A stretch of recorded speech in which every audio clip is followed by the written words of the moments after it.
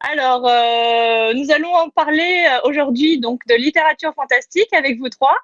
Nous avons donc face à nous trois auteurs qui vont nous parler de leur univers passionnant et épique. Pourriez-vous décrire vos parcours respectifs, s'il vous plaît? Je m'appelle Pascal et j'écris sous le pseudonyme de L.R. Roy. Je suis auteur de fantasy et mon roman L'héritier du Dalaras est sorti en librairie le 18 août. Alors pour ce qui est plus du parcours, je ne suis pas venu tout de suite dans le monde de la littérature et de l'écriture. Après avoir fait des études scientifiques et une fac de bio, en fait, j'ai intégré une troupe de théâtre et c'est à ce moment-là, de théâtre professionnel, et c'est à ce moment-là que j'ai commencé à m'intéresser à la littérature, à l'écriture et que j'ai commencé réellement à écrire. Après, je dirais plusieurs années et pas mal de pièces, comme Il est minuit, Dr. Schweitzer ou Trois hommes dans un bateau, par exemple, de Jérôme K. Jérôme. Okay.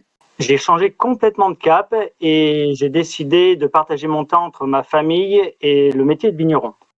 Et c'est à ce moment-là que j'ai rencontré quelqu'un à mon travail qui jouait à World of Warcraft, ou pour les gamers, et c'est grâce à elle, en fait, que je suis entré dans le jeu et que j'ai commencé à m'intéresser à la fantasy et que je suis entré vraiment dans le monde de l'heroic fantasy. Et après, c'est logiquement que j'ai regroupé les deux et que j'ai écrit donc de l'heroic fantasy et que je suis arrivé aujourd'hui ici à cette conférence. Très bien, merci. Alors moi, en ce qui me concerne, je suis passionnée depuis toute petite en fait par la fantaisie et tous ses sous-genres, et il y en a beaucoup.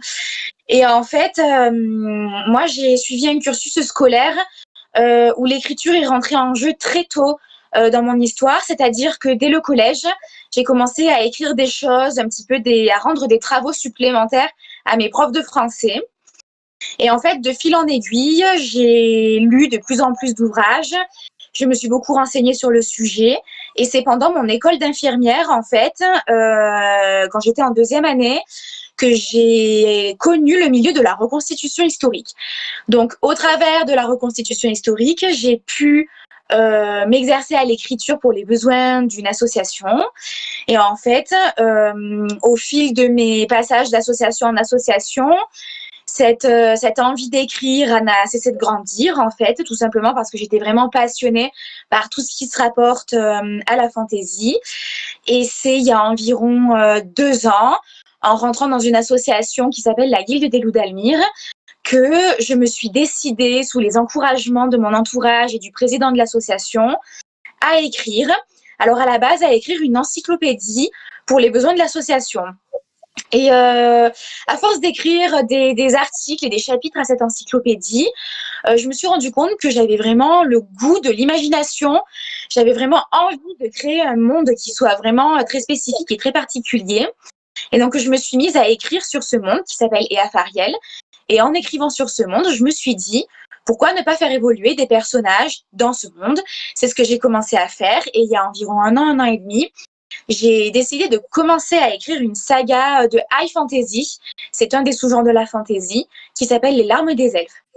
Alors actuellement, vous ne pourrez pas le retrouver parce qu'en fait, le premier tome est parti en comité de lecture dans une maison d'édition. Du coup, j'attends la réponse. Je ne suis pas encore éditée. Je ne suis pas encore une auteure officielle. J'aimerais beaucoup le devenir. J'attends avec impatience la réponse de la maison d'édition. Et en parallèle, j'ai décidé pour moi et pour les personnes qui me suivent en fait sur les réseaux sociaux, de publier sur certaines plateformes. Donc là, il est question de plumes d'argent, des petits textes, des petits essais que je rédige un petit peu au fil de mes inspirations pour un petit peu m'exercer et pour un petit peu me faire plaisir en attendant d'obtenir la réponse avec un oui ou un non de la maison d'édition. Voilà. Alors moi, du coup, je m'appelle Lucie, on me connaît plus sous le pseudo Andaliaka. Alors, je n'ai que 26 ans et du coup, moi, en fait, c'était surtout de la passion vis-à-vis de la lecture. Il faut savoir que je suis la seule fille de la famille, donc je me suis très vite un peu renfermée sur moi-même et je suis restée vraiment dans la lecture, dans un monde imaginaire pour un peu m'échapper au côté masculin de la famille. Et c'est vrai que j'ai beaucoup lu, mais vraiment, et je crois que tous les livres du CDI, quand j'étais au collège, y sont passés. surtout au niveau fantasy, féerie et tout ça. Et c'est vrai que j'écrivais beaucoup de poèmes en fait. Voilà. Souvent les poèmes, je les écrivais en salle d'études, on était au devoir. Mais à travers ces poèmes, en fait, j'ai toujours aimé écrire de temps en temps, selon mon inspiration, selon les émotions que je pouvais dégager. Et au fil du temps, je me suis dit, mais pourquoi pas faire vivre mes textes, tout simplement parce que je faisais du cosplay au départ, et j'en fais toujours. Je fais toujours du cosplay. Et je fais mes propres créations parce que bon, j'ai un parcours dans les métiers de la mode en tant que modéliste. Donc, j'ai créé mon entreprise Andalia Casomundir Création à côté. En effet. Et donc, je fais des mises en scène et j'écris des one-shots sur un personnage elfique qui, en fait, vit ses épopées à travers un monde que je crée et à travers d'autres petits mondes aussi, puisque comme en restant dans le monde du cosplay, j'invite aussi d'autres cosplayers à se joindre à moi. Voilà. Je sais pas si c'est... Ma question suivante, elle parle déjà de ce que vous avez tous déjà raconté, c'est-à-dire vos sources d'inspiration. Je ne sais pas forcément si vous avez autre chose à rajouter, mais je pense que tout a été dit à la question précédente, en tout cas dans vos réponses. En tout cas, voilà, vos inspirations ont été décrites. C'est des inspirations qui permettent de construire vos personnages. On est d'accord? Et oui. Totalement. Donc, je pense que là, tout a été dit. Comment en êtes-vous arrivé à écrire dans le fantastique? Mais ça aussi, vous avez déjà tout répondu. Vous avez bien détaillé. On peut préciser. On peut préciser, oui. Oui. Si vous avez des réponses complémentaires à ajouter à cette question. Vous voulez que je la répète? Alors, je dirais... Non, c'est bon. Non, c'est qu'on a notre ordre. Je dirais, en fait, c'est surtout l'envie de relier tout ce qui avait construit mon existence. Donc, le théâtre, l'humain, l'imaginaire. Et le tout dans une même histoire. Et puis, il y a aussi pas mal de thèmes, en fait, que j'avais vraiment envie d'explorer et qui me tenaient à cœur. Comme les héros et les sacrifices qui façonnent leurs existences. Par exemple, il y a une phrase que j'aime beaucoup, c'est « Être un héros, est-ce savoir renoncer à tout, jusqu'à l'amour même, ou au contraire, avoir la force de ne renoncer à rien, pas même en ses sentiments ?» Et c'est vraiment ça qui a fait que j'avais envie d'écrire dans la fantasy et dans le fantastique. Et quoi de mieux que la fantasy pour parler des héros et de leurs sacrifices, en fait. Et je dirais aussi qu'il y a le côté romance, parce que mon livre peut aussi se classer dans la romance, et c'est aussi ça qui m'a pas mal inspiré et qui m'a fait écrire dans la fantasy, parce que j'avais pas envie d'écrire un livre de fantasy qui soit juste et qui s'arrête là. J'avais aussi envie de toucher les gens. Parce que quand je lis un livre, j'ai envie de vibrer avec eux, de trembler, et même de pleurer des fois. Et j'avais envie exactement de faire la même chose. Et c'est ce côté sentimental et romance que j'avais envie de rajouter à la fantaisie. Et ça m'a quand même pas mal inspiré. Même si la romance est en second plan dans mon livre, c'est quand même une partie qui m'a pas mal inspiré. Je pense que le théâtre t'a aidé aussi à apporter cette touche d'émotion dans tes livres. Et puis au niveau de l'écriture, vraiment des dialogues, parce que le théâtre, tu le sais, c'est énormément de dialogues, une précision dans les dialogues. Et c'est vrai que j'aime que mes dialogues sonnent vrais, qu'on puisse les dire comme s'ils existaient, comme si c'était un film en fait. Ouais, que ça parlait et aussi au niveau des sentiments et des émotions et des rapports humains les uns avec les autres. Et ça, c'est vraiment le théâtre qui m'a amené à ça et qui m'a vraiment poussé à être précis dans ce domaine. D'accord. Merci. Alors, moi, ce qui me concerne, alors déjà, je n'ai pas précisé, je m'en suis rendu compte. Je ne me suis pas présentée tout à l'heure. Moi, je suis Niniel Astreya. Donc, prononcé en elfe, c'est Niniel Astreya. Et du coup, voilà, c'est comme ça que je me nomme sur les réseaux et c'est mon nom de plume. Alors, moi, déjà, je vais répondre à 2 questions en une, à savoir quelles ont été vos sources d'inspiration et comment en êtes-vous arrivé à écrire dans le fantastique. Très bien. Dès toute petite, j'ai aimé la fantasy. Fantasy, fantastique, c'est pas pareil. Hein, c'est deux genres différents. Donc, si j'en suis venue là, c'est parce que depuis toute petite, moi, il faut savoir que j'ai grandi avec des sagas comme Le Seigneur des Anneaux, comme Harry Potter, comme l'épée de vérité, des choses comme ça. Et en fait, j'ai eu des périodes, notamment dans l'enfance, dans l'adolescence, où j'ai été toute seule. C'est-à-dire que j'ai pendant longtemps, et je le suis encore, enfin j'imagine que je le suis encore, je suis branchée un petit peu sur une autre fréquence.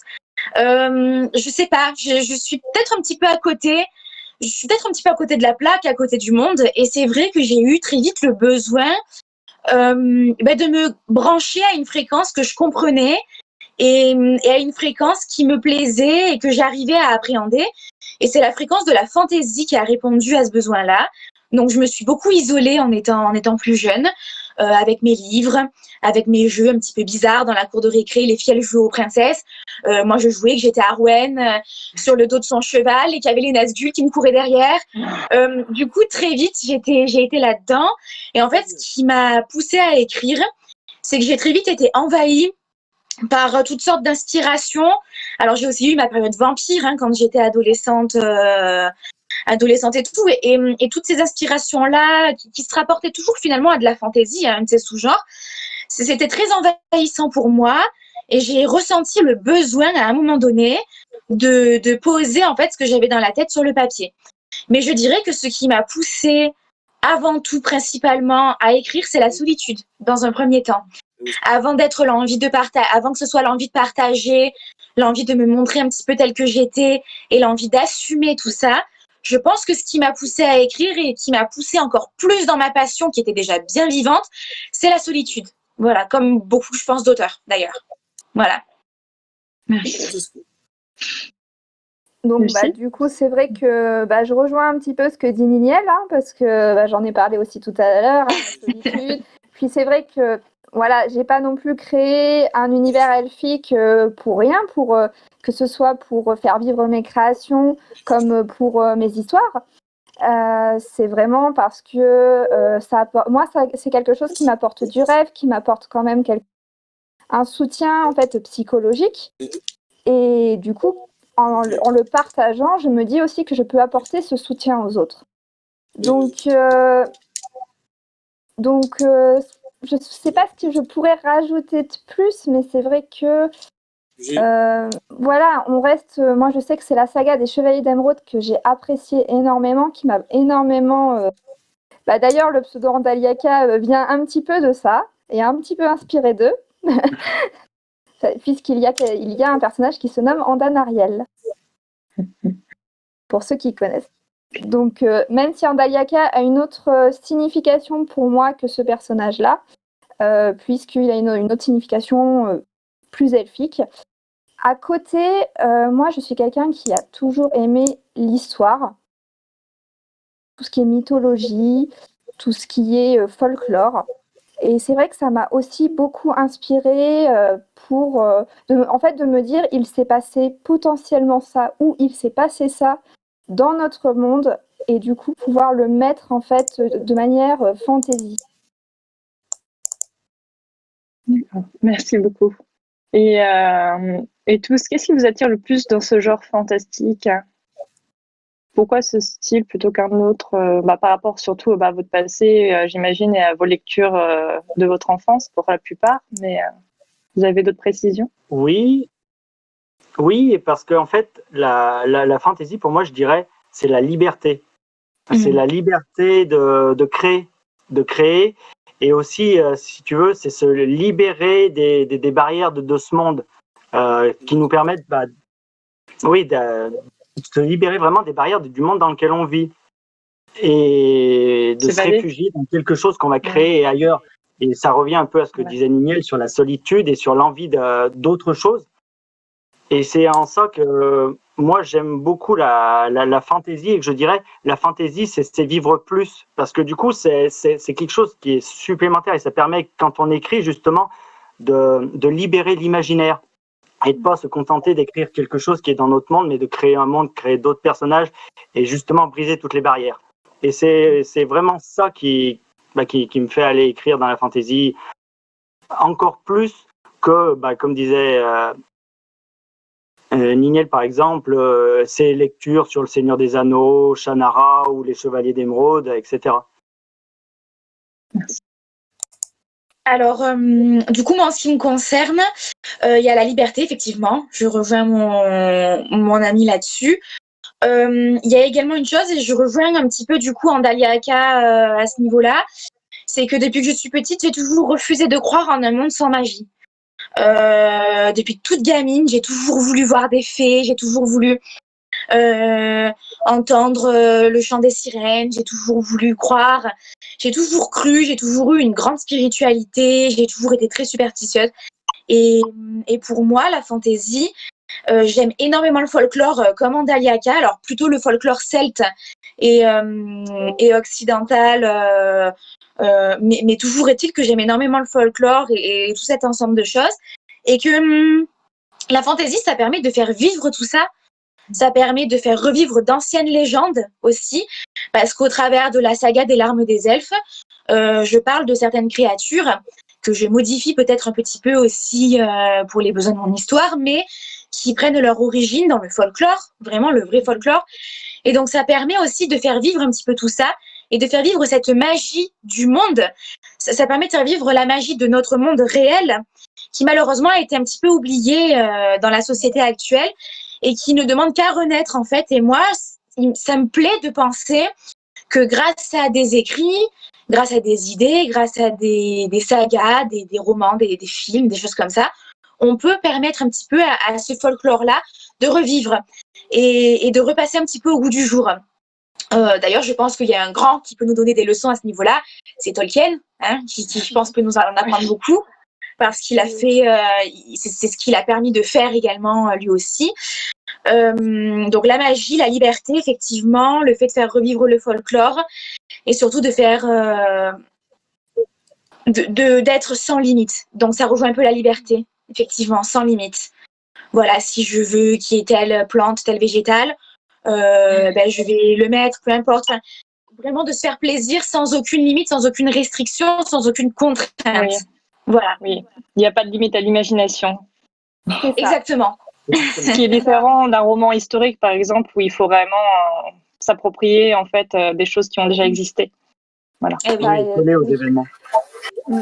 Oui, c'est ça. Moi, c'est vrai que du coup, je rejoins tout le monde là-dessus. Après, c'est vrai que moi, c'est un petit peu différent parce que je vais faire des recherches aussi de manière historique puisque je mêle, en fait, j'essaye de mêler un petit peu tout dans mes créations, sachant que j'ai en plus aussi un visuel avec mon personnage elfique, mais comme d'autres, hein, parce que Niniel et puis Elroy, ils ont aussi ça. Mais voilà, c'est vraiment je trouve que montrer notre personnage et puis du coup associer nos idées, enfin dans de l'écrit, ça permet vraiment énormément de possibilités. C'est vrai, enfin moi je sais pas, j'ai pas l'impression d'être en fait je suis dans mon cocon, mais dans un cocon très confortable. Je le ressens comme ça puisque je peux en fait partager mon confort avec d'autres et amener du rêve aux autres. Et vraiment, cette liberté, je la trouve exceptionnelle. Je veux dire par là que j'ai débuté par le cosplay, c'est vrai que j'avais énormément de barrières et ça ne me convenait pas du tout. Et depuis vraiment que je me suis remis à tout ce qui vient de mon enfance, c'est vraiment un pur plaisir en fait. Que ce soit l'écriture, que d'allier tout ça en fait, d'allier l'écriture, d'allier mes créations et tout ça. Voilà. D'accord. Merci beaucoup. J'avais une question qui pour moi m'intrigue énormément, c'est comment faites-vous pour coucher vos premières lignes, que vous avez un rituel pour commencer à écrire dans une journée, parce que vraiment c'est toujours difficile de commencer une activité artistique et de trouver l'inspiration, et j'aimerais connaître un peu vos processus, vos petits secrets d'écriture là-dessus. Alors pour moi, je dirais qu'il y a deux réponses et deux questions dans ce que tu viens de dire. Déjà, pour commencer à écrire un livre, vraiment le début de l'histoire, oui, pour un texte qui va durer 300-400 pages, alors là c'est vraiment, je crée vraiment l'histoire comme un film dans ma tête. Moi je fonctionne vraiment au niveau des images, et c'est pour ça que dans mes écrits en fait, ils sont très détaillés. Niniel, qui a commencé à lire le mien, pourrait le dire. Et c'est très, très détaillé au niveau des combats, de tout.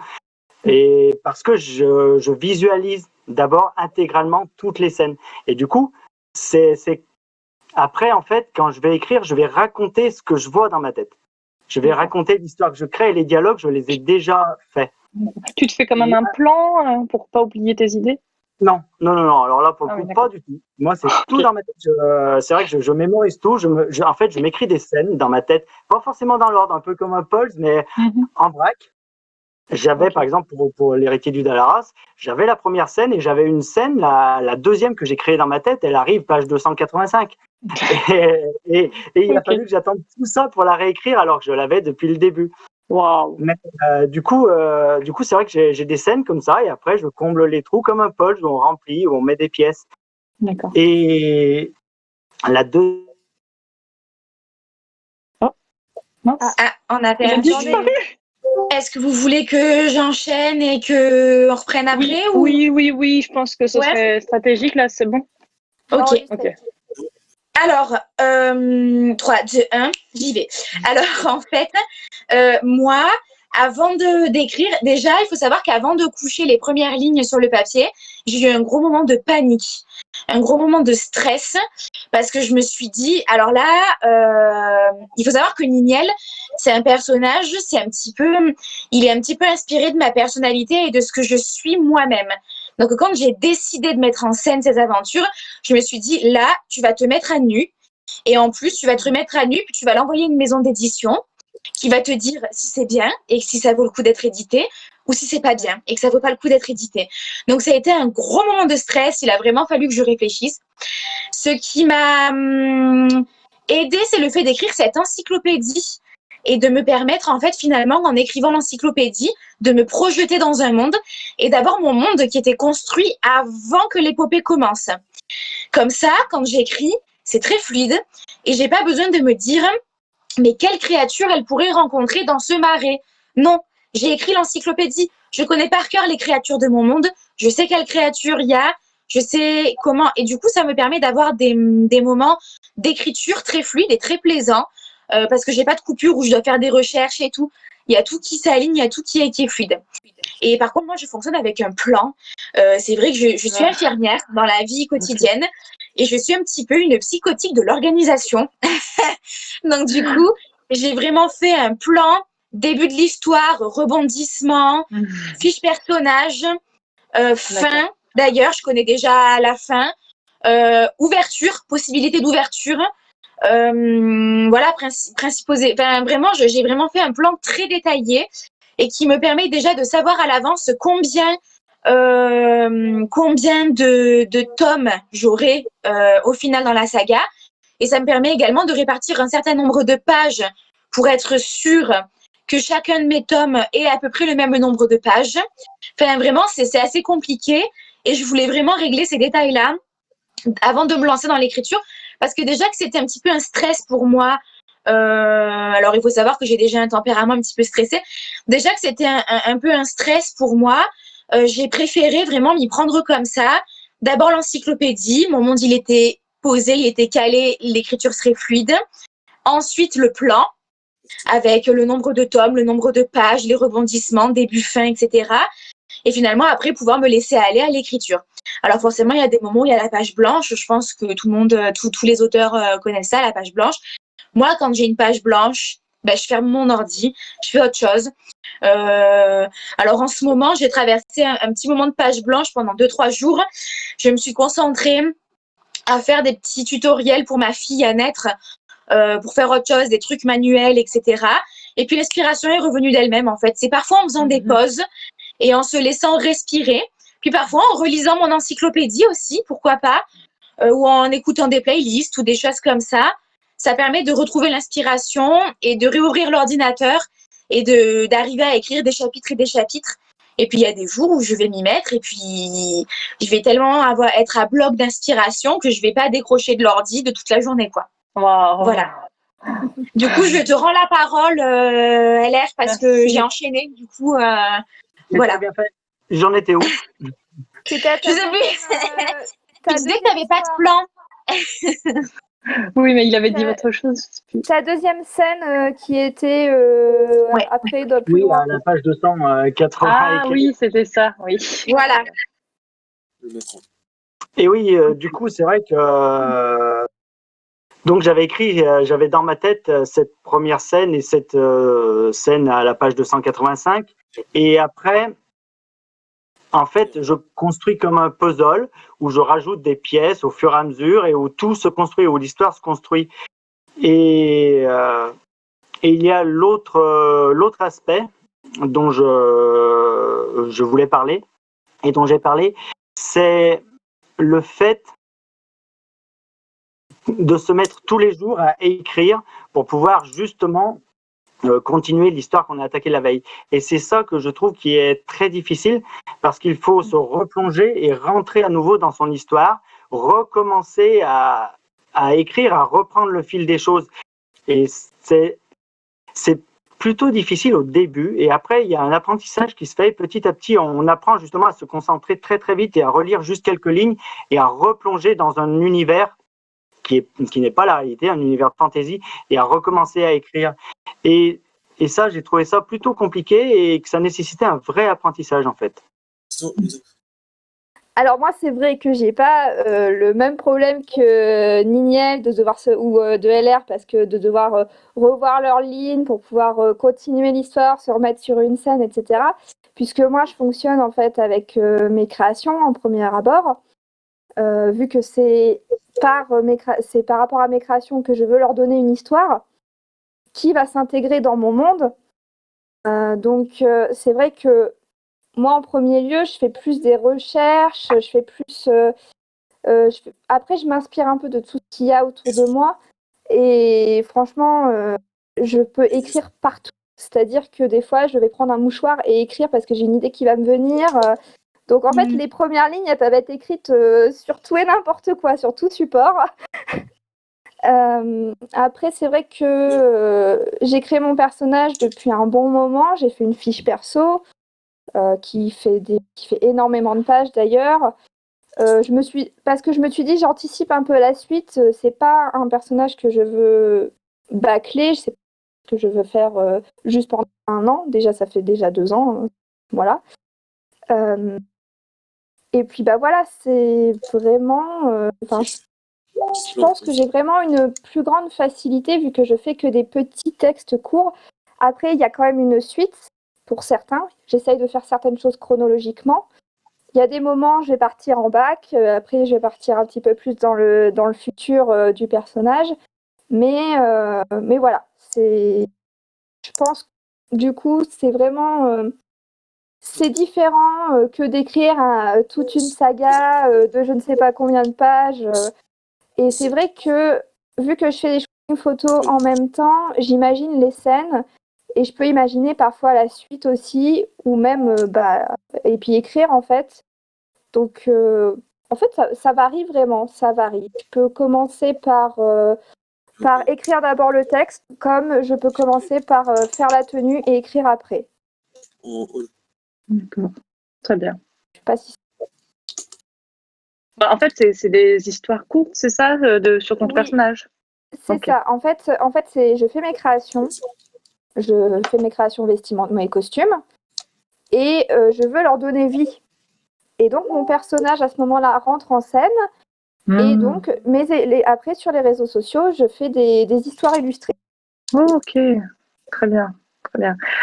Par rapport à ma prochaine question, j'avais envie de vous poser pour savoir si vous aviez plusieurs thèmes récurrents dans vos créations, mais des thèmes qui revenaient souvent, mais finalement, vous êtes, toi qui as plusieurs histoires sur ton personnage, c'est toujours le même thème finalement.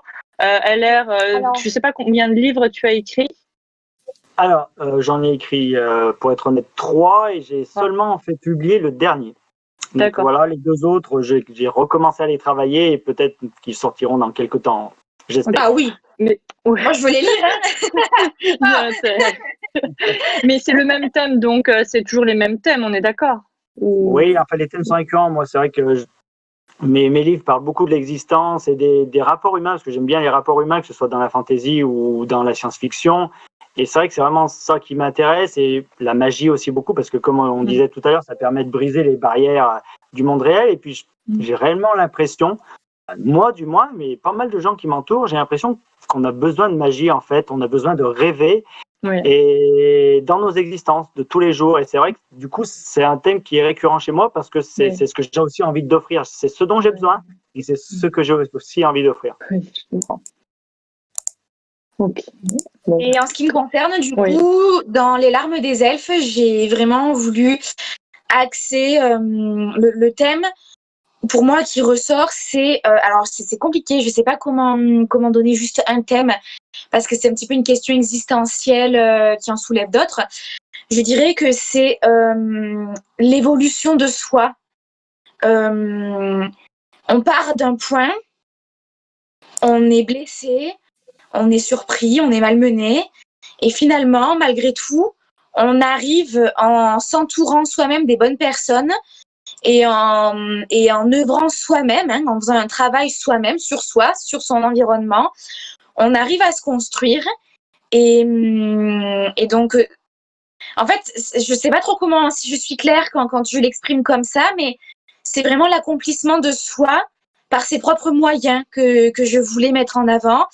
J'ai également pour thème des thèmes, enfin un thème qui revient dans beaucoup de chapitres et dans beaucoup de textes de manière générale qui me traversent. C'est un thème onirique, lyrique. Est-ce que c'est un thème, est-ce que c'est un style? Je sais pas trop dans quoi le classer, mais rêver la vie en fait. Pouvoir rêver la vie, pouvoir voir la vie sous un autre filtre, sous un filtre magique en fait, tout simplement. C'est pas une forêt, c'est un autre monde. C'est pas l'océan, c'est aussi un autre monde qui a sa magie. Voilà. Après, j'essaye d'écrire dans les textes que je publie sur Plume d'Argent. J'essaye d'écrire dans des thèmes que j'ai pas l'habitude d'aborder.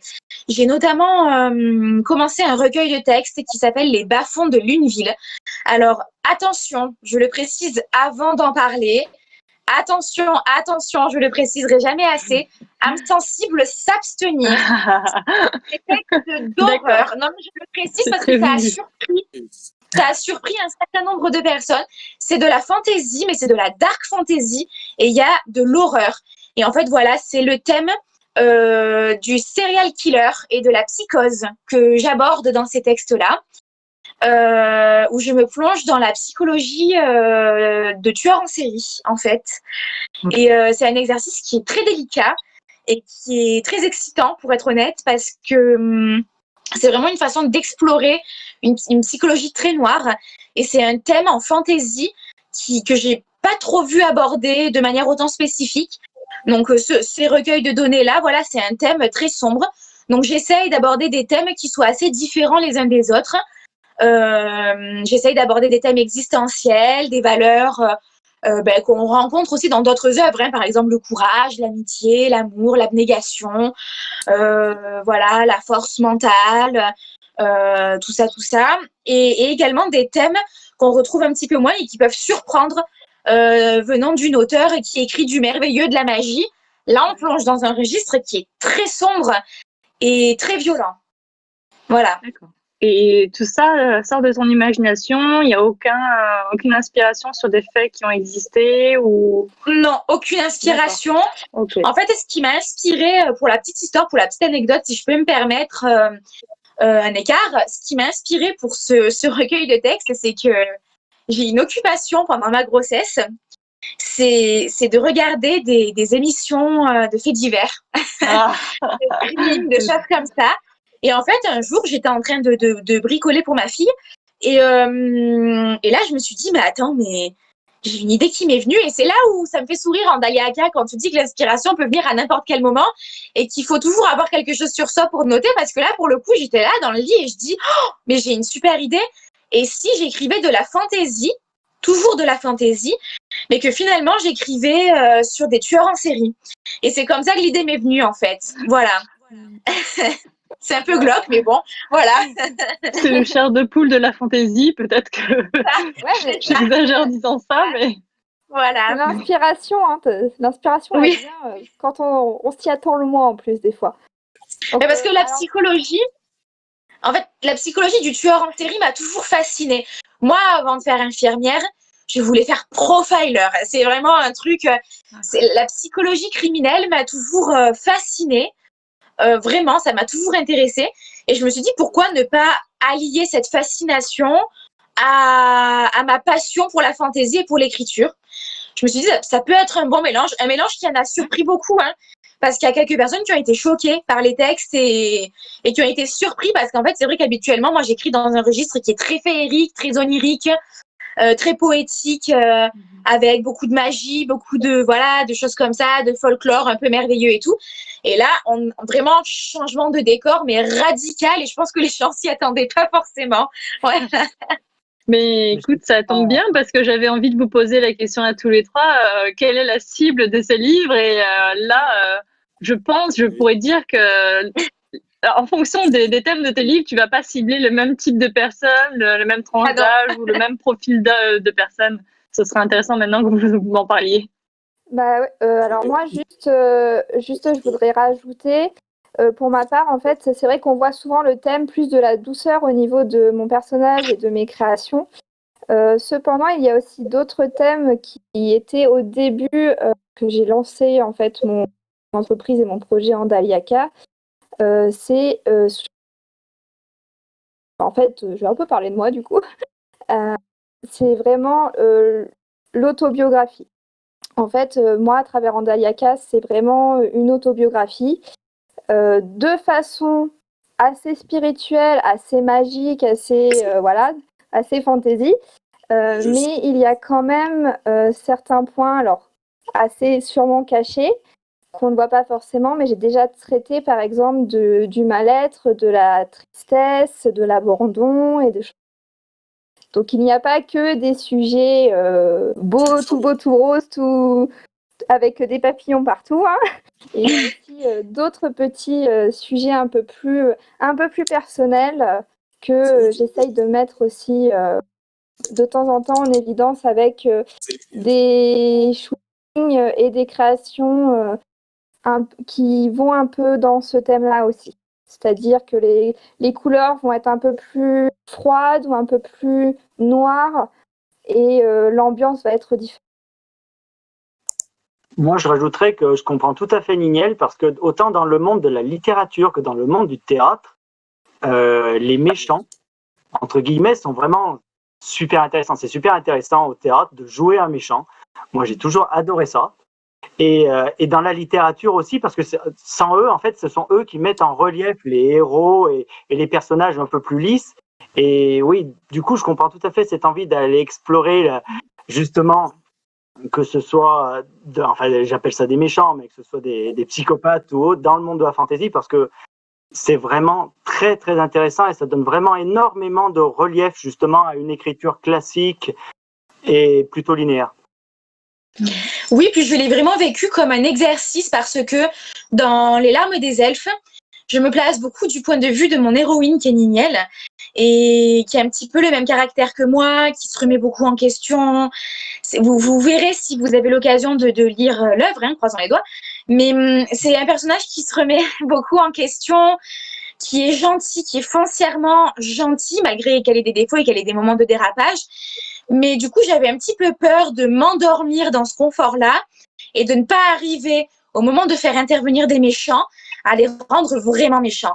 Et pour moi, c'était un défi en réalité que de me placer d'un point de vue d'un tueur en série avec une psyché qui est complètement clivée parce que, après, je suis infirmière, donc c'est vrai que pour la maladie mentale, le clivage, toutes ces notions-là de dédoublement et tout, j'ai été un petit peu aidée par mes cours. Et c'est vrai que le fait de me plonger là-dedans et d'utiliser différents temps, c'est-à-dire que quand je place le décor de l'une ville, j'utilise le passé. Quand je plonge dans la psychologie active du tueur, je suis au présent. Et j'ai même poussé l'audace en passant de la troisième personne à la première personne dans le deuxième texte qui s'appelle Justicier. Vraiment, je m'exerce à ça et je m'exerce à me plonger vraiment pour rendre un méchant crédible. Et je pense que ça va beaucoup m'aider dans l'écriture de la saga des Larmes des Elfes quand je vais devoir plutôt mettre en scène des méchants. Après, effectivement, les publics que ça touche, ce qu'il y a de bien sur des sites comme Plume d'Argent, c'est qu'on peut mettre un avertissement moins de 18 ans, de 16 ans ou de 12 ans. Et pour la petite information, pour ceux qui nous regardent, les bas-fonds de Lunéville est interdit moins de 18 ans. Je vous demanderai de respecter, si vous êtes une âme sensible, et de ne pas lire les textes avant de vous coucher. Je vais pas pouvoir les lire. Et non.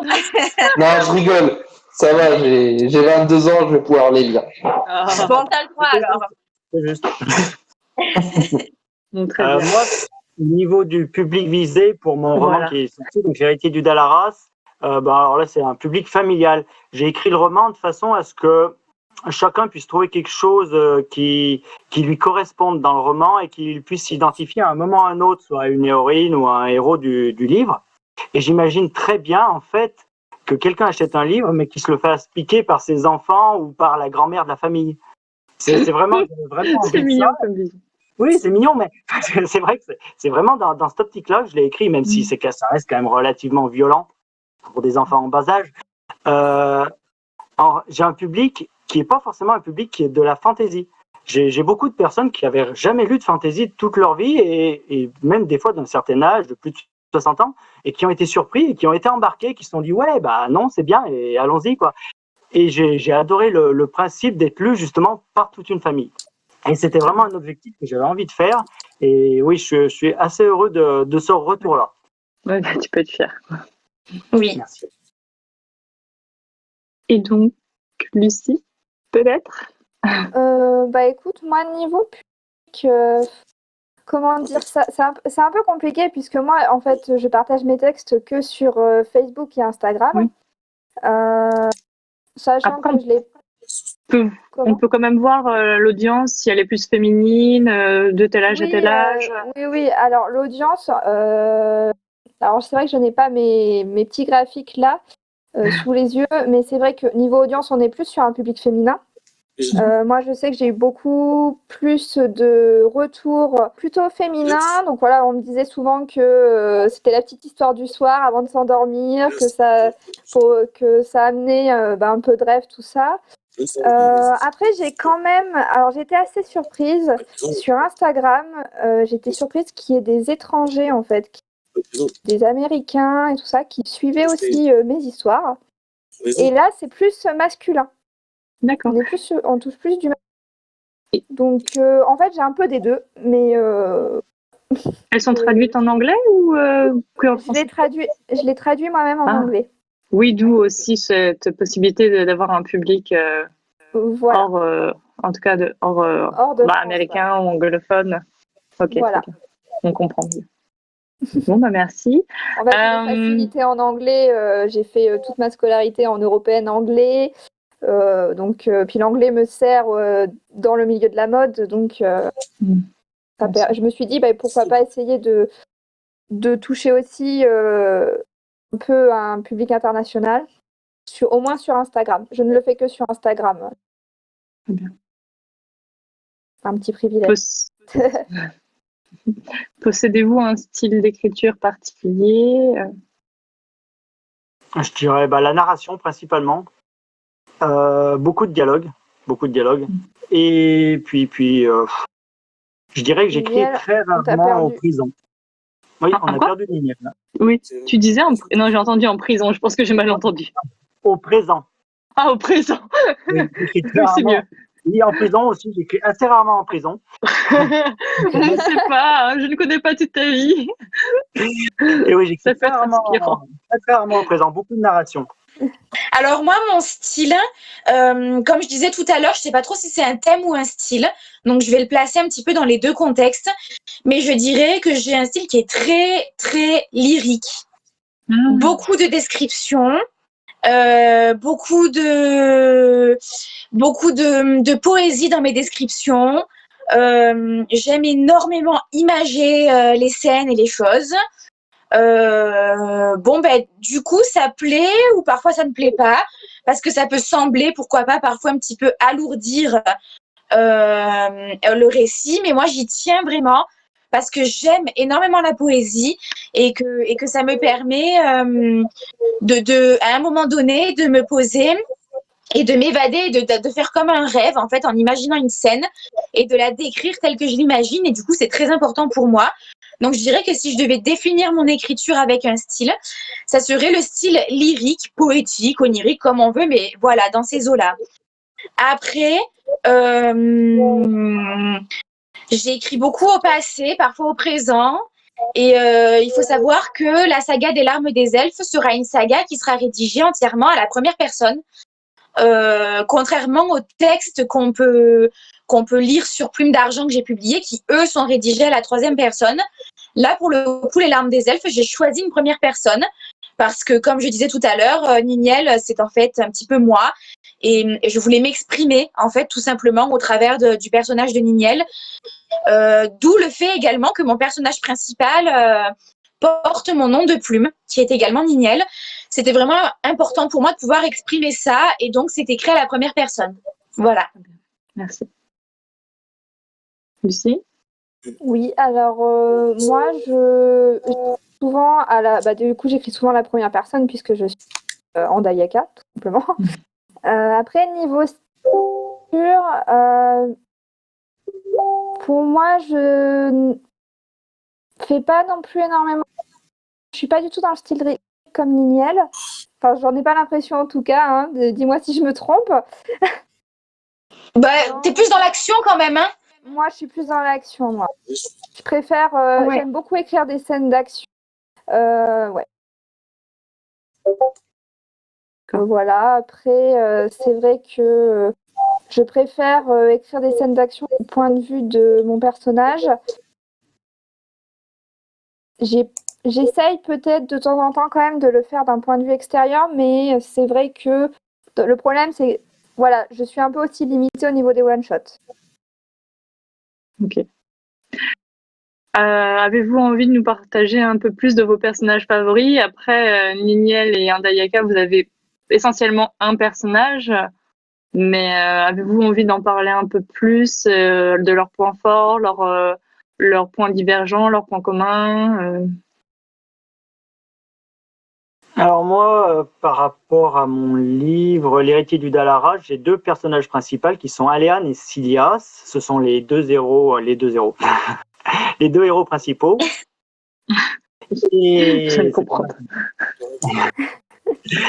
Aléane est une guerrière prête à tous les sacrifices. Elle est ancrée dans le monde de la magie depuis son enfance et elle est entourée pas mal par le mystère.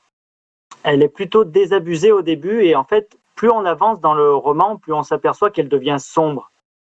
Et à l'inverse, on a Silias, qui est l'héritier du Dalaras, qui est un jeune homme courageux, impulsif, qui est guidé par sa foi en l'avenir, en fait. Mais il se méfie énormément de la magie, il la redoute et il la fuit même autant que possible. Et sa rencontre avec Aléane est du coup plutôt intéressante sur ce point de vue-là, parce qu'il va être obligé d'aller à l'encontre de toutes ses convictions, de toutes ses croyances. Parce que vraiment, il rejette la magie, il ne veut pas y croire, il ne veut surtout pas y faire confiance. Et sinon, un personnage que j'aime beaucoup dans mon roman, il y a aussi Darek, qui est un nain qui a la fâcheuse habitude de se trouver toujours là où il ne faut pas. S'il y a une flèche qui arrive sur un groupe, il sait d'avance qu'elle est pour lui. C'est terrible. Et du coup, il est plutôt attachant et très drôle parce qu'il est bourru, comme on l'imagine un peu dans les nains de Tolkien. Et c'est un peu un clin d'œil que je fais au Seigneur des Anneaux avec ce personnage et qu'on peut retrouver. Et puis il y a aussi des elfes, parce que j'aime bien les elfes quand même. Et le roi des elfes, évidemment, qui dans mon livre s'appelle Eranid. Et en fait, au début, c'est quelqu'un qui paraît très inabordable, sans faille, sans aucun défaut. Et on le voit vraiment comme quelqu'un presque de surnaturel et au-dessus du lot. Et comme dit Niniel, les personnages évoluent dans le livre et du coup, on voit vraiment l'évolution. Et plus il avance dans le livre, plus il devient humain. Plus on voit des fêlures, on voit des défauts et des fragilités dans ce personnage. Et c'est vraiment ce que j'aime dans ce roi des elfes, c'est que plus il avance, plus il devient fragile et plus il devient humain et plus il se rapproche des gens qui sont autour de lui. En fait. Voilà. Du coup, moi, mon personnage préféré, forcément, c'est Niniel. Alors, pourquoi? Parce que c'est vraiment, voilà, moi, quoi.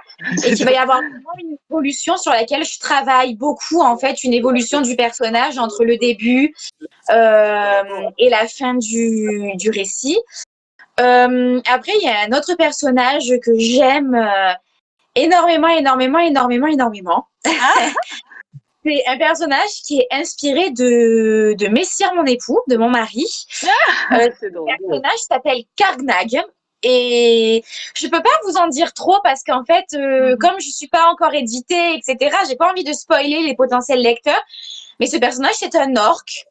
Mais c'est pas un orc comme on pourrait s'attendre à le voir, en fait. Et je voulais vraiment à la fois faire un clin d'œil à Tolkien parce que moi, j'adore les orques de Tolkien. C'est vraiment, quand j'étais petite, c'était le gros flip à chaque fois qu'il y avait un orc et tout à la télé. Et c'est vrai que je voulais vraiment mettre des orques dans mon œuvre. Et à la fois, je voulais démarquer au moins un d'entre eux de manière un petit peu particulière. Je laisserai le plaisir au lecteur éventuel de découvrir ça. Et c'est vraiment un personnage que j'aime beaucoup et dont je suis très fière parce qu'en fait, je m'y suis moi-même attachée, en fait. Alors forcément, c'est un personnage inspiré de mon mari.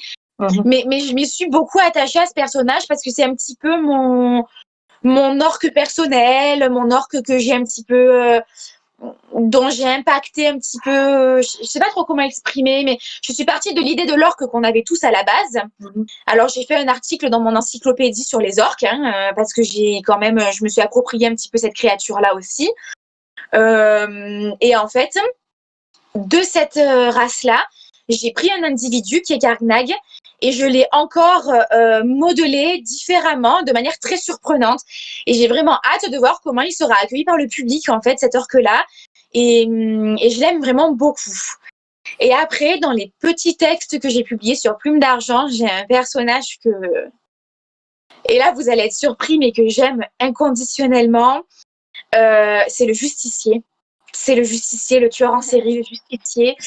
Qu'est-ce que je l'aime, ce personnage, parce qu'en fait, il a une ambivalence et il a une psychose, en fait. C'est une psychose, un trouble de la personnalité dissociatif qui est comment expliquer? C'est un délire mégalomaniaque, en fait. C'est un délire assez particulier. Je laisserai également les lecteurs le découvrir, mais en fait, ce personnage il est très, très complexe. Et je pense peut-être écrire d'autres textes qui lui sont relatifs, parce que je veux à la fois qu'on le voit comme ce qu'il est, un tueur, mais j'aimerais également qu'on le découvre. Et vous m'entendez? Oui. Moi, très bien. Aline? Aline est partie. Aline qui bug. Oui, elle avait des problèmes, on dirait, de micro. Oui, je vais continuer, c'est pas grave. Et du coup, ce justicier, effectivement, vraiment, il est également attachant, il est surprenant. Et j'ai aimé davantage me plonger dans sa psychologie à lui que de me plonger dans la psychologie du rat des toits, qui est une psychologie beaucoup plus sombre et beaucoup moins nuancée. Là, avec le justicier, on est sur une psychologie psychotique qui est quand même bien nuancée, qui est quand même... voilà. On peut le détester, mais on peut beaucoup l'aimer aussi. Et on peut détester son œuvre, mais on peut l'admirer énormément. Et c'est ce que j'ai voulu mettre en avant dans ce texte. À un moment donné, d'ailleurs, je l'ai dit clairement, que certains admiraient, d'autres craignaient. Et en fait, c'est vraiment ça que j'ai voulu retransmettre. Voilà. D'accord, merci.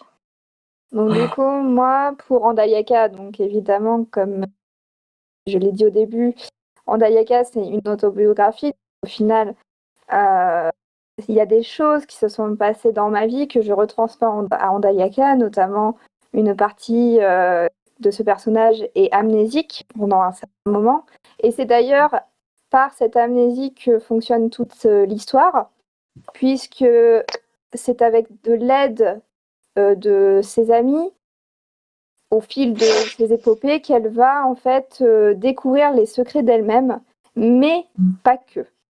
Donc, voilà, je n'en dis pas plus parce que tous ces textes-là ne sont pas divulgués encore. Non. Je ne peux certains ont déjà commencé à faire leurs hypothèses. Des fois, j'en reçois. Donc, Le souci, c'est que soit tu en dis trop, soit tu en dis pas assez. voilà. Donc, je vais passer sur autre chose. D'accord. Je vais passer à la question suivante, Ouais. si vous voulez. Bon, on en a un petit peu parlé tout à l'heure du phénomène de création de vos lignes et de la création de l'écriture, de la composition. Mais vous rencontrez aussi, je ne sais pas si on en a vraiment parlé, mais si vous rencontrez vraiment des soucis lors de vos phases d'écriture, des soucis assez récurrents, voilà. Alors moi, je dirais oui, le temps en fait. Le temps pour écrire, j'ai besoin de temps consécutif pour écrire. Et en fait, quand on a un second métier, une femme, des enfants, les nuits sont vite très courtes et pas assez longues. Et du coup, j'écris principalement la nuit et par plage de 2 heures, ce qui est très très court. Et c'est un peu ce que je disais quand j'ai été coupé. C'est ça la grande difficulté, parce que du coup, quand on écrit 8 heures d'affilée, on est dans son monde, on est immergé vraiment dans la fantaisie et dans son histoire.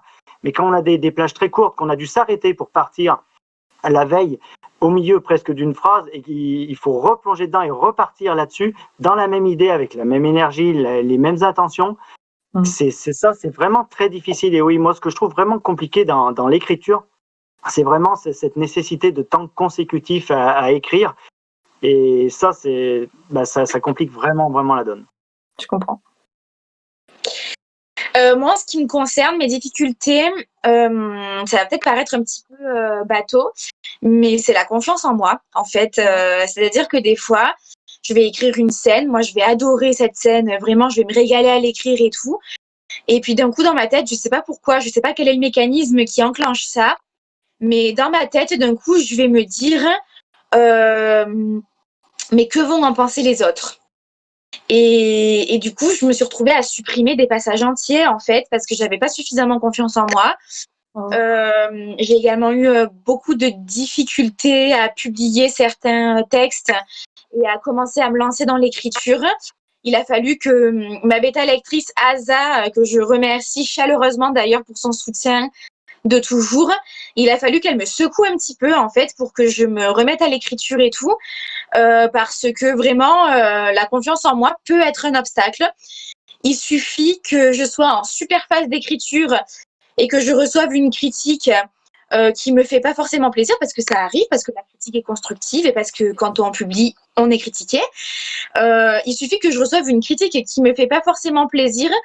Vu que j'ai pas beaucoup de confiance en moi à ce niveau-là, au lieu de le prendre de manière constructive et tout, je vais perdre confiance en moi. Et je vais perdre ma motivation pour l'écriture. Et ça peut représenter parfois de réelles difficultés, parce que des fois, ça me laisse 1 semaine, 2 semaines, 3 semaines sans être capable d'écrire un mot, en fait. Tout simplement parce que je vais avoir la sensation que tout ce que j'écris est pourri. Donc, du coup, c'est vraiment ma difficulté. Au-delà du temps, parce que c'est vrai que moi, je suis infirmière, je suis mariée, je suis enceinte. Au-delà du temps qui peut parfois me manquer. Alors en ce moment, je suis en arrêt maladie pour ma grossesse, en fait. Donc j'ai du temps, mais c'est vrai que d'habitude, quand je suis en activité professionnelle, j'ai peu de temps. Mais au-delà de cette difficulté-là, j'ai vraiment cette confiance en moi qui me manque par moment et qui me ratatine. En fait, je me ratatine, quoi. Je me liquéfie. Dès qu'il y a une critique ou quoi, ou dès qu'il y a quelque chose qui me semble pas être bien, au lieu d'arriver à tout de suite prendre du recul, moi, je me liquéfie. Je passe 3 semaines en PLS avec tablette de chocolat et tout, hein, et questions existentielles et tout. Et puis après, c'est reparti. C'est reparti. Je suis à fond à nouveau.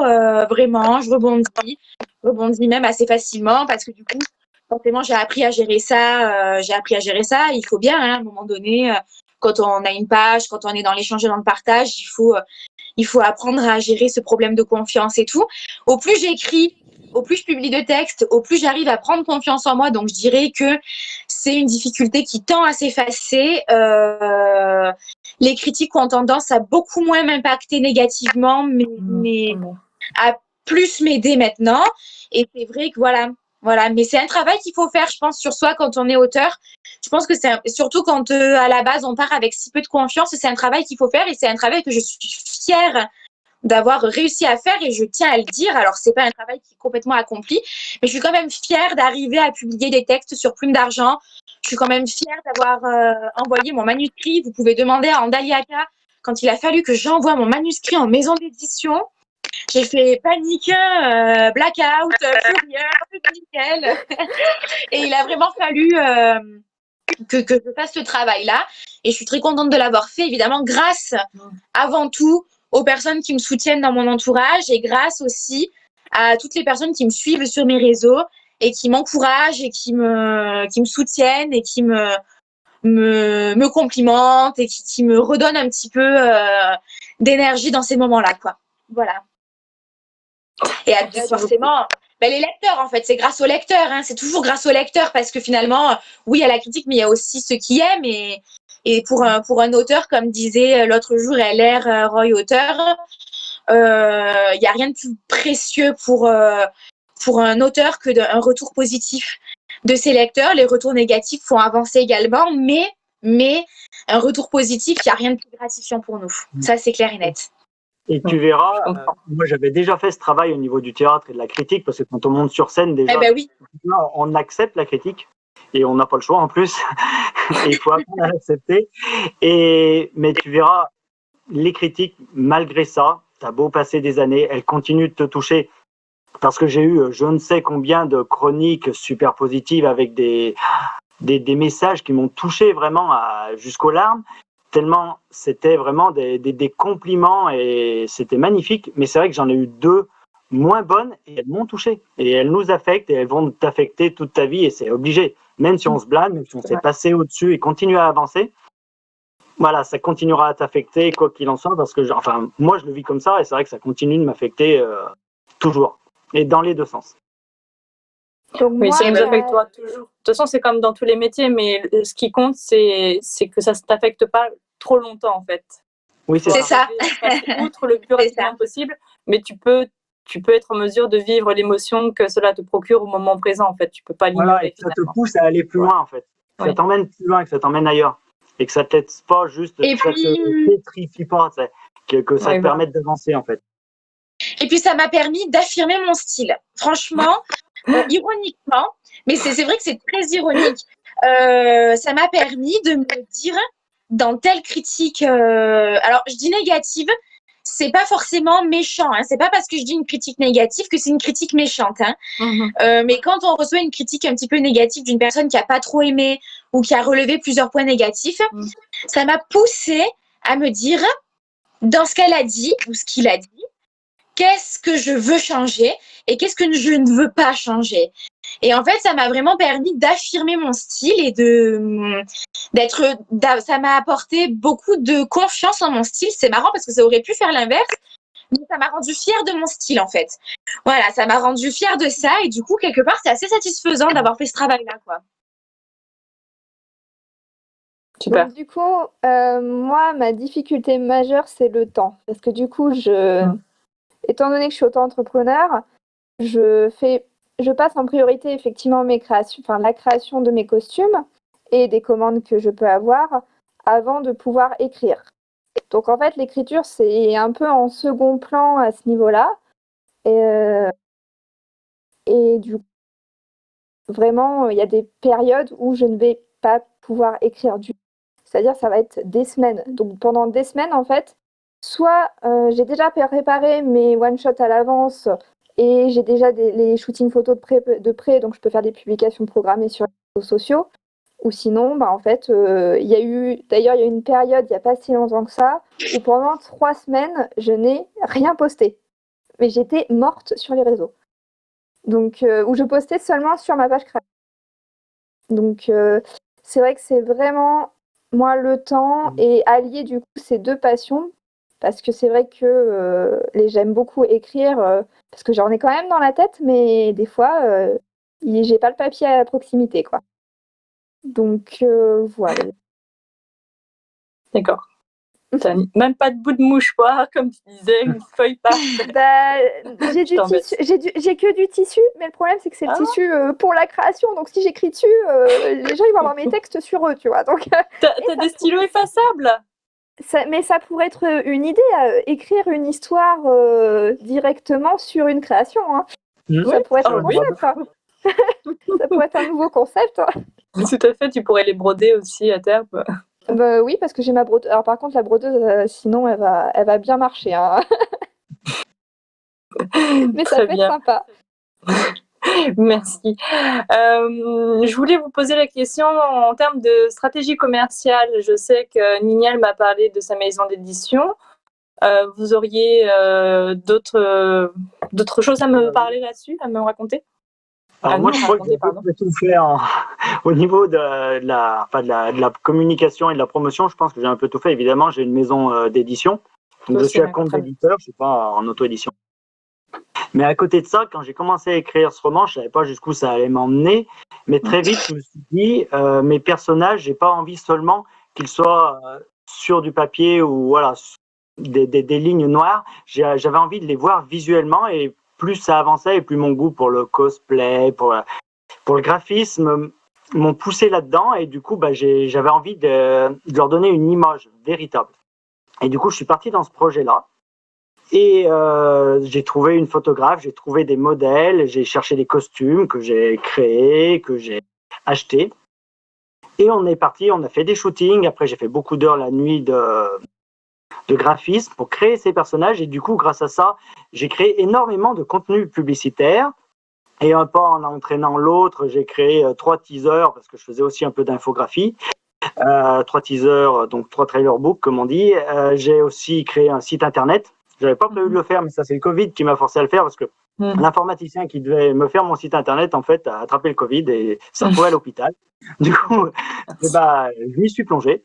Et j'ai fait aussi mon site internet juste avant la sortie de mon livre, il fallait. Ouais. Et du coup, je suis sur tous les sites Facebook, Instagram, Pinterest, et j'ai donc pour diffuser tous les contenus, que ce soit vidéo, d'images des personnages ou publicitaires que j'ai créés. J'ai contacté pas mal de chroniqueurs, que ce soit sur Instagram, sur Facebook ou des youtubeurs, hein, comme Nignel par exemple. Et sinon, je fais aussi partie de beaucoup de groupes de lecture pour pouvoir faire de la promotion en fait et communiquer avec des lecteurs et d'autres auteurs sur Facebook. Et à côté de ça, au niveau de la promotion, j'ai aussi contacté beaucoup de librairies. Mais alors là, ce qu'il faut savoir, c'est que les librairies, c'est très très compliqué. Parce que si on ne fait pas partie, par exemple, d'un catalogue Hachette et si les libraires ne peuvent pas rendre les invendus, ils ont pas envie d'acheter votre livre, clairement. Donc c'est vrai que c'est compliqué, il faut aller voir les libraires un par un, il faut aller les démarcher et c'est un monde assez compliqué et assez fermé. Donc voilà ce que j'ai fait au niveau de la communication et de la promotion de mon livre. Alors, moi, au niveau de la communication, c'est vrai que sur Facebook, j'ai commencé non pas en tant qu'auteur, mais en tant que modèle. Donc, j'avais déjà un peu un public qui me suivait par rapport à mes photos. Et quand j'ai commencé à écrire, j'ai beaucoup utilisé les réseaux sociaux. Donc, à commencer par ma page Facebook sur laquelle je publiais des morceaux de mon encyclopédie que j'ai fini par retirer quand j'ai voulu vraiment faire éditer mon livre. J'ai retiré l'encyclopédie histoire de ne pas spoiler les gens par rapport à mon écrit.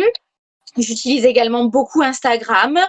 J'utilise Plume d'Argent parce que c'est une communauté de lecteurs et d'auteurs qui peut m'apporter beaucoup et qui peut un petit peu échanger et communiquer avec moi là-dessus. Après, les conventions et les festivals, en règle générale, je m'y rends en incarnant mon personnage principal. Donc, c'est vrai que les gens, quand ils me voient écumer les allées costumée en elfe, ils m'interrogent, ils s'interpellent, mais tu es costumée en qui? Donc moi je peux dire, c'est Nignel, c'est mon personnage, et faire un petit peu ma promo là-dessus. En Daliaka? Je viens d'apparemment avoir le programme sur. Ah. Ok pour le moment. Et du coup, c'est vrai que je suis également passée par le milieu associatif parce que, bon, alors cette année, ça a été râpé à cause du Covid et de toute façon, ça aurait été râpé par rapport à ma grossesse. Mais dans mon association médiévale qui est l'Hoste de Roye, je tiens un stand dont le thème est le folklore et les légendes, ainsi que la fantaisie et ses origines historiques. Et en fait, sur ce stand, je communique par rapport à mes écrits, par rapport à mon œuvre. C'est-à-dire que je parle d'une créature qu'il y a dans mon œuvre. Alors, un orc, un elfe, un Newton, un gluricon, un leprechaun, pourquoi pas. Et j'en retrace les origines dans le folklore et dans le légendaire médiéval. Ça, c'est une stratégie de communication que j'ai pas encore pu mettre à l'épreuve, étant donné, comme je disais, que cette année, les festivals médiévaux, j'en ai pas fait, hein, clairement. Donc, du coup, j'ai pas pu mettre ça à l'épreuve, mais c'est prévu en tout cas. Et mon manuscrit, je l'ai envoyé à une maison d'édition. J'attends le retour. Et après, on verra si une fois que je suis éditée, si jamais la réponse est positive, hein, voilà, touchons du bois. Si jamais la réponse est positive, eh ben, peut-être que me proposeront des stratégies de communication un petit peu différentes. Récemment, j'ai ouvert une chaîne YouTube parce qu'en fait, j'ai envie de parler de ce que j'écris sur mes réseaux, mais j'ai également très envie de parler de ce que je lis. Parce que pour moi, lire et écrire sont vraiment deux choses dans ma personnalité et dans ma façon de vivre ma passion qui sont étroitement liées. Je lis énormément. Et pour moi, je trouvais ça sympa de créer une chaîne YouTube dans laquelle je vais pouvoir donner des avis lecture. En fait, c'est pas des chroniques parce que je ne suis pas chroniqueuse. C'est tout simplement et en toute humilité des avis sur les lectures que je fais tout simplement. Donc, je vais pas tarder à faire l'avis sur le récit de L.R. Roy, auteur, donc. Et une chaîne YouTube sur laquelle je compte, une fois que je serai éditée, ou du moins une fois que j'aurai publié mon premier tome des Larmes et des Elfes, je compte en profiter pour un petit peu faire des vidéos dans lesquelles je vais parler de manière un petit peu plus précise, de certains détails relatifs à mon univers. Alors, à qui la langue des elfes, à qui la langue des orques, à qui les systèmes d'écriture, à qui la magie elfique, à qui la magie humaine, voilà.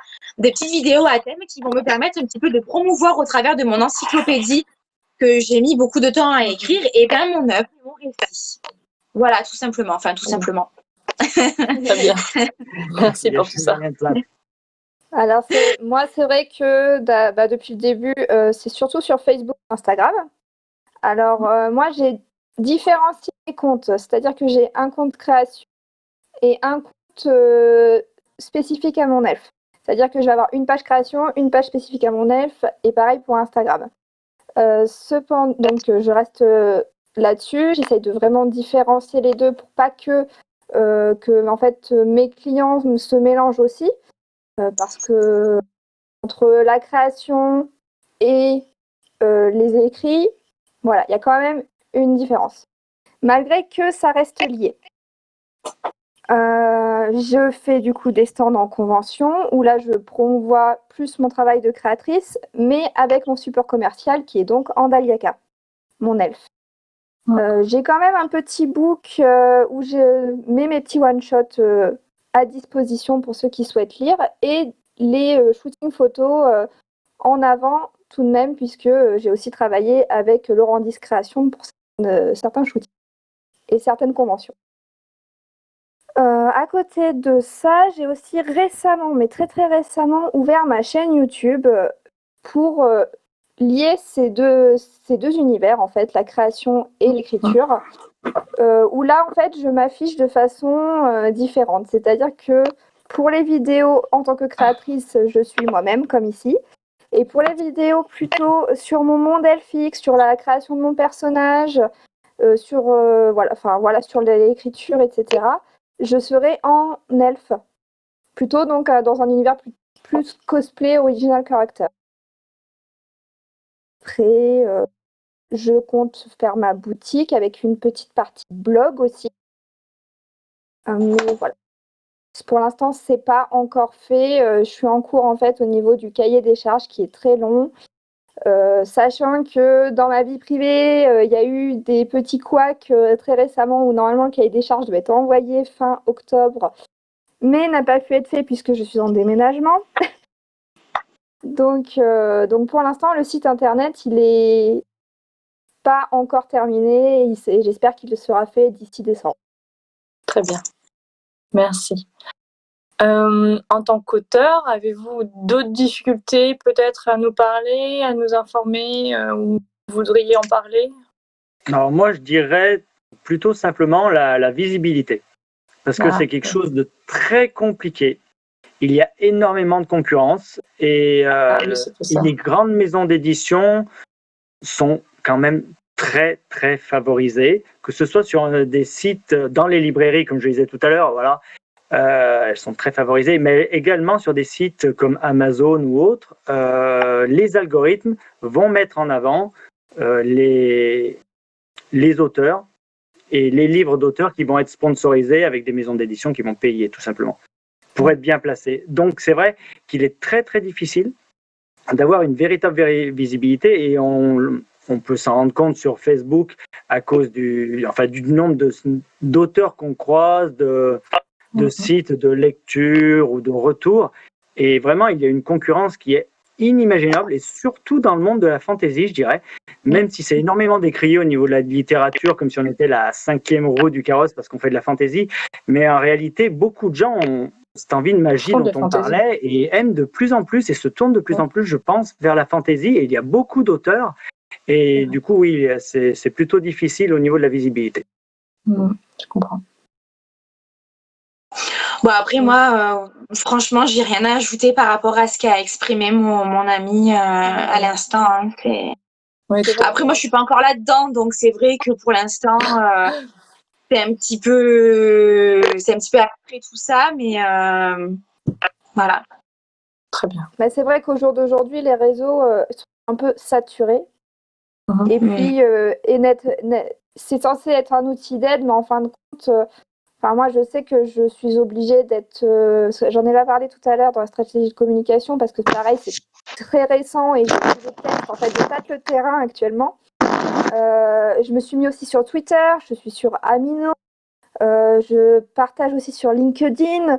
Je partage sur tous les supports potentiels, mais après, les retours, il y en a très, très peu. Très, très peu de visibilité. Ou alors, il faut faire du bad buzz. Il faut faire quoi? J'ai pas entendu. Ou alors, il faut faire du bad buzz pour pouvoir avoir de la visibilité. Je connais pas. On compte sur toi pour nous montrer l'exemple. Pour montrer l'exemple, écoutez, tout simplement, vous vous brouillez avec quelqu'un, cette personne, elle veut absolument vous défoncer, et puis elle fait venir plein de monde sur vos vidéos YouTube, et puis du coup, ça fait de la visibilité à fond. Oh ouais, mais ça fait beaucoup d'avis négatifs surtout. Pas forcément, parce que du coup, les gens ne mettent pas de commentaires, en fait. Mais du coup, votre vidéo, elle est vite répertoriée. D'accord, ok. Bon, je connaissais pas de toute façon. C'est une bonne idée, je vais faire du mal à plein de monde. Ouais. Juste une personne suffit. Je propose que LR et moi, parce que toi, t'as de quoi faire, mais nous, on va se tabasser entre nous. Oui, voilà, on va s'embrouiller. Ça revient Octogone au Vieux-Port. Ouais, c'est ça. Petit moment d'absence. Déconnexion. Non. Tu es passé en haut. J'ai gagné en visibilité, tu vois. Ah oui, t'as monté dans le Désolée, j'ai encore bugué. Non, mais ça, on n'y peut pas. Ça va encore. Avec la conversation précédente, t'as gagné en visibilité, c'était très drôle. Oui. Non, mais c'est affolant, en fait, ce genre de choses, mais bon, apparemment, ça fonctionne. C'est pour dire, en 2 jours, 24 heures, j'ai eu 400 vues sur ma première vidéo YouTube. Vidéo juste qui expliquait mon travail. Oui, c'est un peu surprenant quand même. Voilà, donc même moi, à chaque fois que je retourne dans les stats, je suis là, bon. Ouais. Mais ouais. Mais de toute façon, ça me faisait juste. Je voulais rebondir aussi sur le fait que vous êtes beaucoup au milieu fantastique, parce que au niveau de la littérature fantastique, parce que moi, je me souviens, je fais aussi partie de cet univers. Je côtoie souvent le salon fantastique que vous connaissez, j'imagine tous. Et il y a non. Non. C'est un salon à Paris, alors c'est vrai que. Eh oui, voilà. moi je suis en bas. Oui, et en fait, on n'a même pas du tout parlé de votre localité non plus. Mais. Les Hautes-Alpes.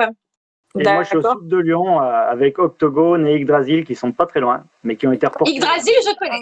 D'accord.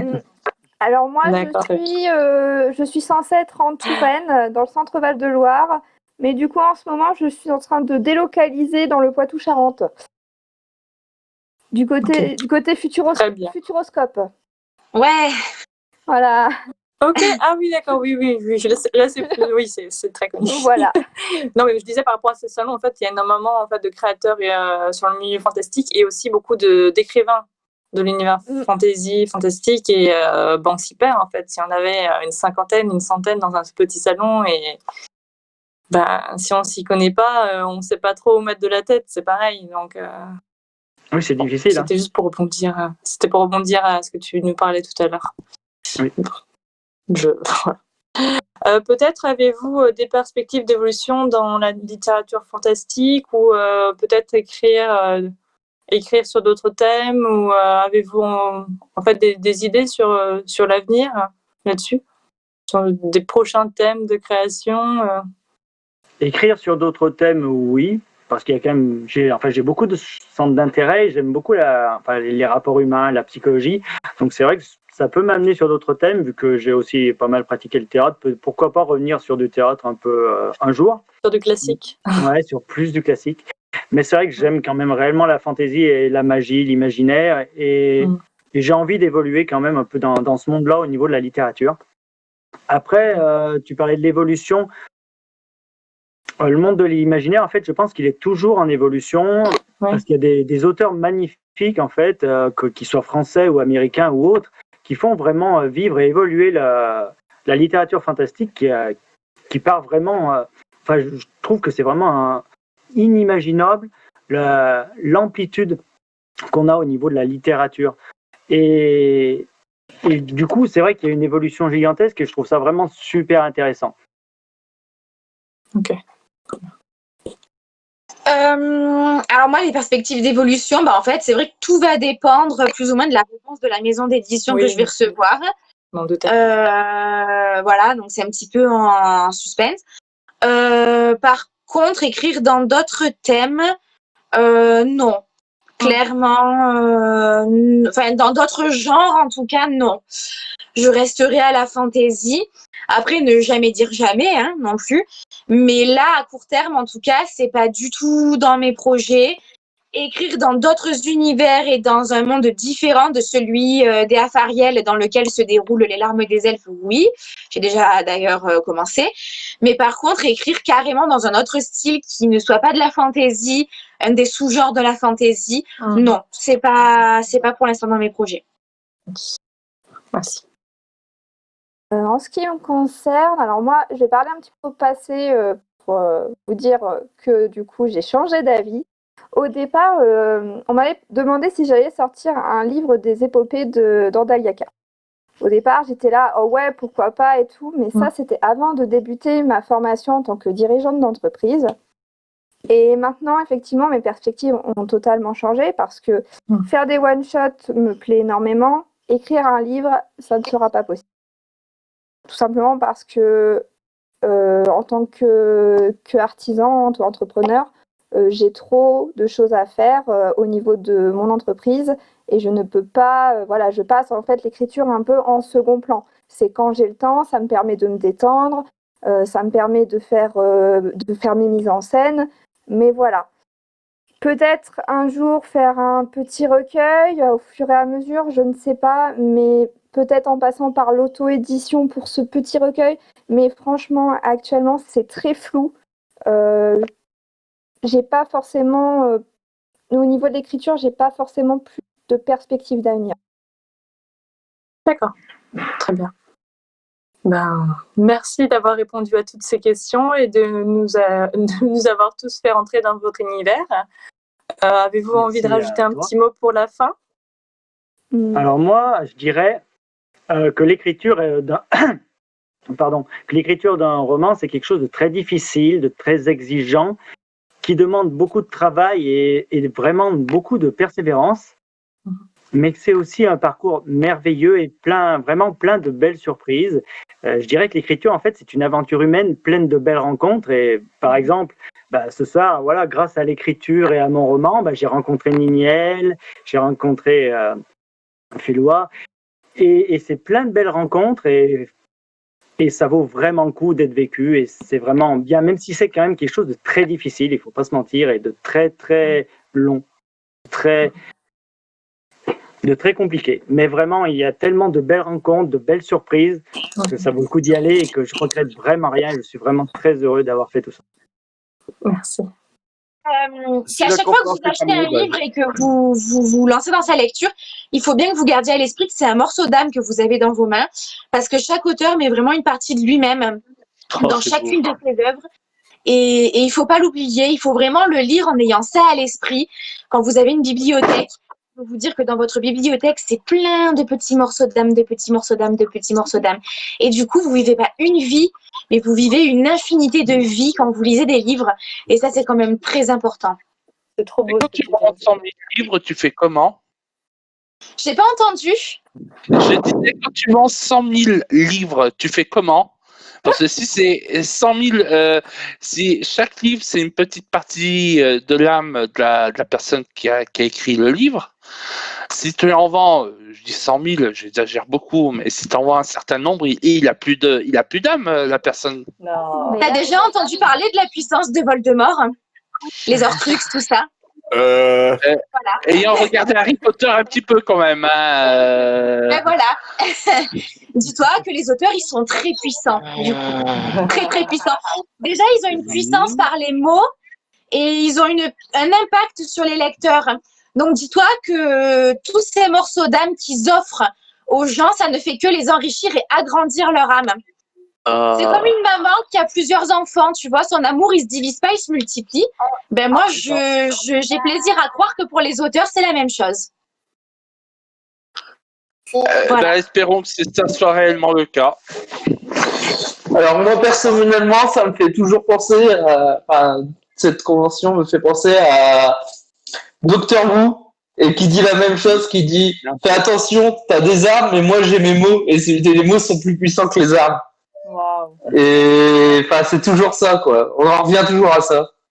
Un petit mot de la fin, c'est juste que les auteurs ou les créateurs, puisque moi je suis les deux, j'espère qu'ils vont continuer d'apporter du rêve, parce qu'on est là aussi pour ça, pour vous faire passer d'un monde à l'autre tous les jours, en fait. Tous les jours, comme dit Niniel, il y a une partie de notre âme dans nos textes, dans les mots, mais aussi il y a une partie de rêve. Et ça, c'est aussi important, parce que ce rêve, c'est un rêve. Dans l'ouvrage que vous aurez en main, c'est un rêve qui s'est réalisé aussi. Et c'est un rêve aussi qui se déploie dans l'imaginaire.